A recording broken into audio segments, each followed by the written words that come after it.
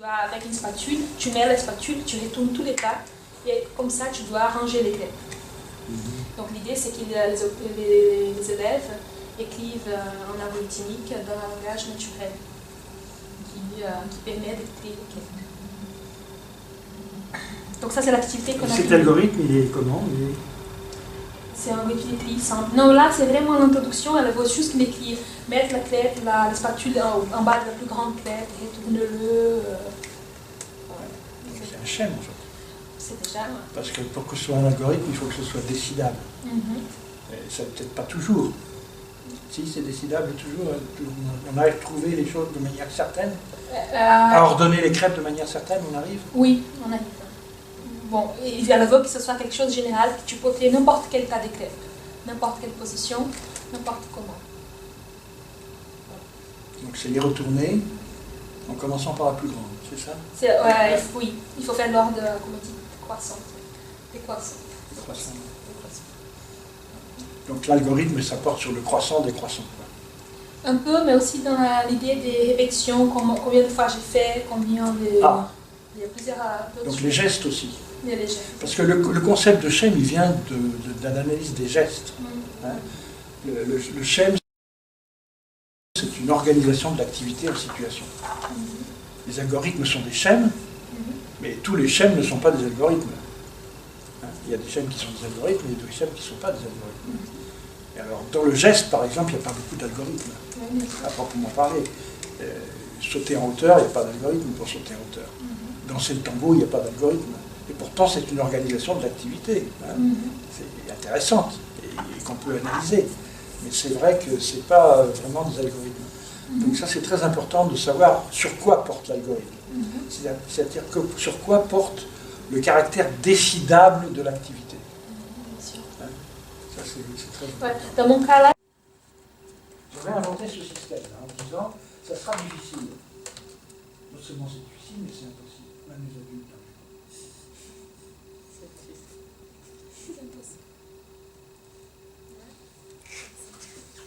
En tout cas, pour moi, déjà, merci tout le monde.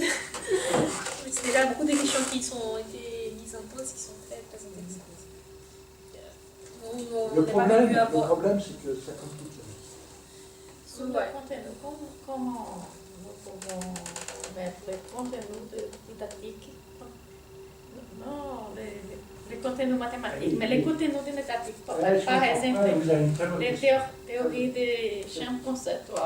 Comment apprendre les théories? C'est un contenu. Pourquoi j'ai parlé de champ conceptuel? C'est parce que, en réalité, un concept ne se développe pas et ne s'apprend pas tout seul, il y a d'autres concepts. Et une situation ne s'analyse pas avec un seul concept, il y en a plusieurs.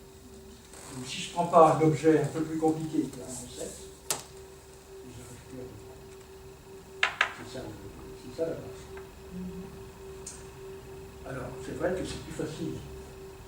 Pour le contenu, on a quand même une mathématique qui nous sert de support. Hein. Par exemple, les propriétés de la fonction linéaire, de la proportionnalité, c'est très important.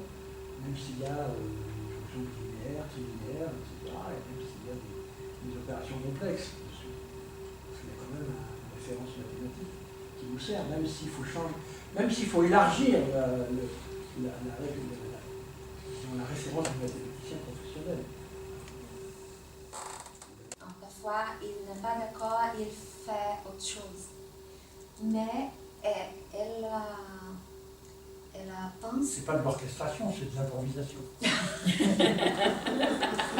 Elles sont pas les autres tâches. C'est important. C'est la vie. Je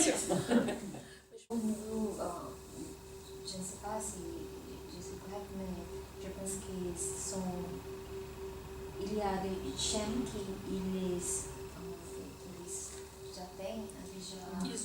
qu'ils ont déjà, mais l'impression que comme nous parlons de genèse instrumentale, la majorité des chaînes qui sont en train de d'être développées.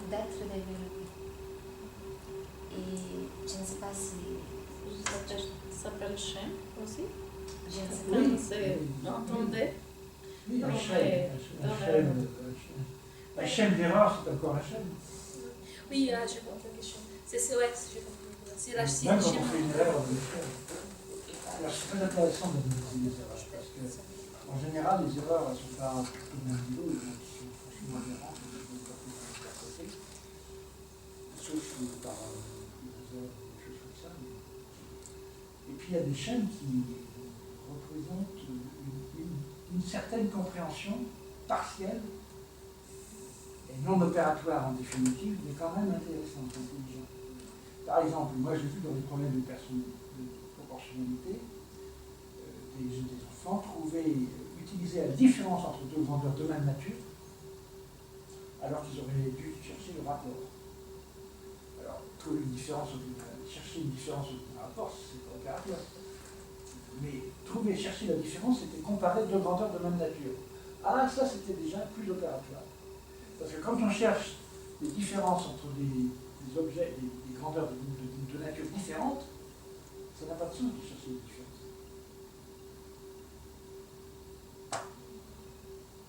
Alors voilà un progrès très petit, très partiel, et qui conduit quand même à l'erreur. Mais c'est quand même une forme d'organisation de l'activité qui est un petit progrès. On a compris un petit peu quelque chose. Que les grandeurs les différences entre grandeurs de même nature ont du sens, alors que les différences entre grandeurs de nature différentes n'ont pas de sens. Alors, est-ce que, voilà, c'est des choses comme ça, très petites parfois, qui d'un coup vous mettent la puce à l'oreille. Une question qu'il a proposée, c'est 7 mots. Situation et tâche.